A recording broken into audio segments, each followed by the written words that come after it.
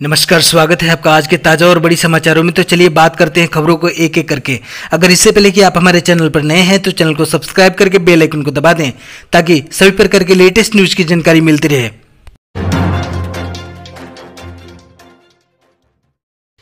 दिल्ली से मेरठ के बीच चलने वाली है रैपिड रेल। 60 मिनट में होगा अब सफर। जी हां, आपको बता दें कि दिल्ली से मेरठ के बीच चलने वाली रैपिड रेल दुनिया की सबसे आधुनिक तकनीक से बनाई जाएगी। यह रेल लाइन दिल्ली से गाजियाबाद होते हुए मेरठ तक जाएगी। रैपिड रेल से दिल्ली से मेरठ तक का सफर 1 घंटे में पूरा हो सकेगा। इस प्रोजेक्ट को साल 2025 तक पूरा करने का लक्ष्य रखा गया है। इसके लिए केंद्र सरकार को एशियन डेवलपमेंट बैंक से अधिकांश राशि कर्ज के तौर पर मिल रही है। इस रैपिड रेल ट्रांजिट सिस्टम को हर तरह से मुसाफिरों की सुविधा के लिहाज से तैयार किया जाएगा।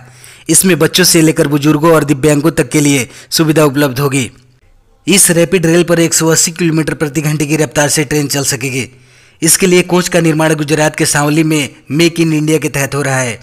इस रेल सेवा के लिए एक तरफ से मेरठ से शताब्दी नगर तक पिलर बनाने का काम शुरू हो चुका है। वहीं इसकी पहली तस्वीर बता रही है कि यह रेल सेवा किस तरह की होगी।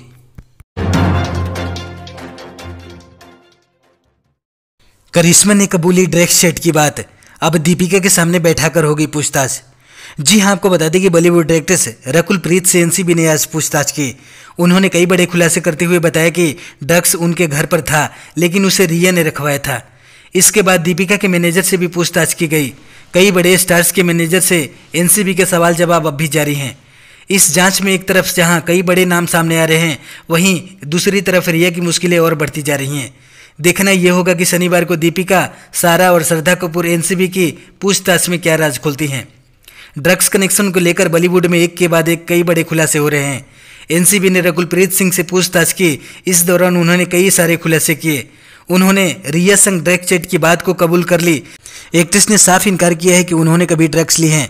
रकुल ने ड्रग्स पेडलर से कनेक्शन होने के बाद को भी नकारा है, मगर एनसीबी को इस बात पर भरोसा नहीं है। अब सूत्रों की माने तो रकुल और करिश्मा प्रकाश को आमने सामने बैठाकर पूछताछ की गई। सूत्रों के मुताबिक करिश्मा ने ड्रग चैट की बात को कबूल कर ली है। अब दीपिका के सामने करिश्मा को बैठाकर बातचीत करेगी एनसीबी।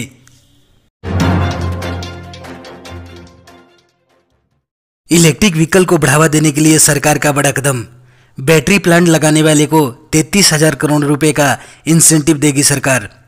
जी हां, आपको बता दें कि देश में इलेक्ट्रिक व्हीकल को बढ़ावा देने के लिए केंद्र सरकार बड़ा कदम उठाने जा रही है।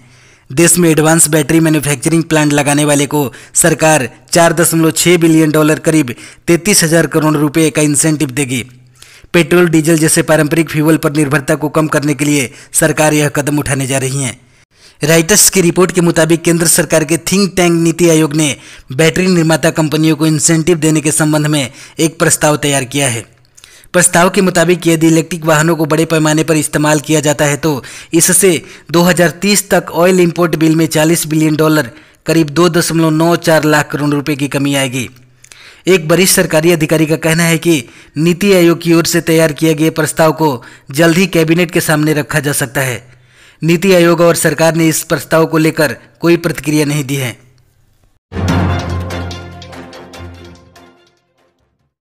मोदी सरकार फेस्टिवल सीजन से पहले देगी अब तक का सबसे बड़ा राहत पैकेज।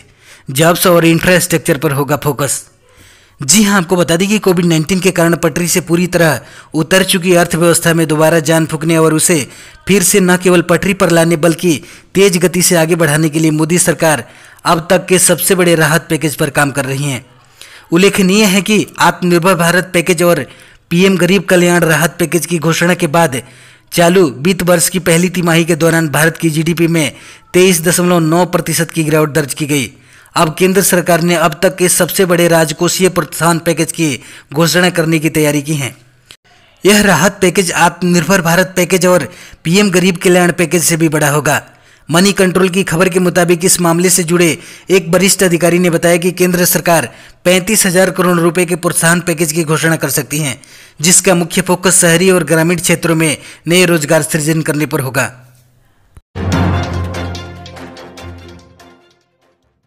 बिहार विधानसभा चुनाव के तारीखों का ऐलान। तीनों चरणों में मतदान और 10 नवंबर को आएंगे नतीजे। जी हां, आपको बता दें कि बिहार विधानसभा का कार्यकाल 29 नवंबर को खत्म हो जाएगा। इससे पहले बिहार विधानसभा चुनाव भी संपन्न हो जाएंगे। पहले चरण में 71 सीटों पर मतदान होगा, दूसरे चरण में 94 सीटों पर चुनाव और तीसरे चरण में 78 सीटों पर मतदान होगा। इसके बाद 10 नवंबर को चुनाव का परिणाम घोषित किए जाएंगे।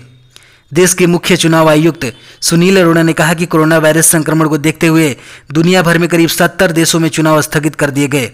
बिहार चुनाव में प्रत्याशी ऑनलाइन नामांकन पत्र भी दाखिल कर सकते हैं। कोरोना वायरस संक्रमण के कारण इस बार विधानसभा चुनाव के दौरान चुनाव आयोग 6 लाख पीपीई किट का इंतजाम करेगा। चुनाव आयोग ने कहा कि बिहार में सुबह 7 बजे से लेकर शाम 6 बजे तक मतदान होगा। बिहार में 2020 के चुनाव में 7 करोड़ से अधिक वोटर मतदान करेंगे।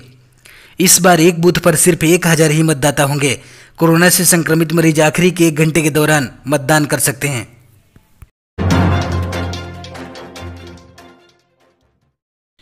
सोने और चांदी की कीमतों में गिरावट का सिलसिला आज थमा। जी हां, आपको बता दें कि घरेलू शेयर बाजारों की तर्ज पर ही हाजिर बाजार में सोने की कीमतों में जारी गिरावट का सिलसिला आज बंद हो गया।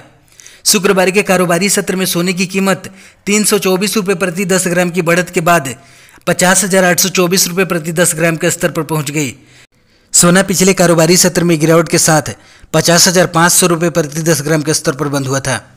HDFC सिक्योरिटी के मुताबिक विदेशी बाजारों से मिले संकेतों की मदद से हाजिर बाजार में सोने की कीमतों में 4 दिनों की गिरावट के बाद आज फिर से बढ़त देखने को मिली। शुक्रवार के कारोबारी में चांदी 2124 रुपये की बढ़त के साथ 60,537 रुपये प्रति किलोग्राम के स्तर पर पहुंच गई।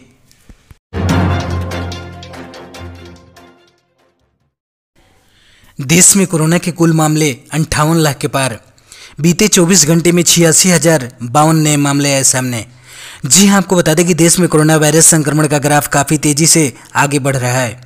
यहां कोविड-19 संक्रमण का आंकड़ा 58 लाख के पार चला गया है। स्वास्थ्य मंत्रालय की ओर से जारी किए गए ताज़ा आंकड़ों के मुताबिक बीते 24 घंटे में कोविड-19 के 86,052 नए मामले दर्ज किए गए हैं। इसी के साथ कोरोना संक्रमितों की कुल संख्या 58,18,570 हो गई हैं। पिछले 24 घंटे यानी एक दिन में कोरोना से 1,141 मरीजों की मौत हो चुकी है, जबकि अब तक 92,290 लोगों की जान जा चुकी हैं।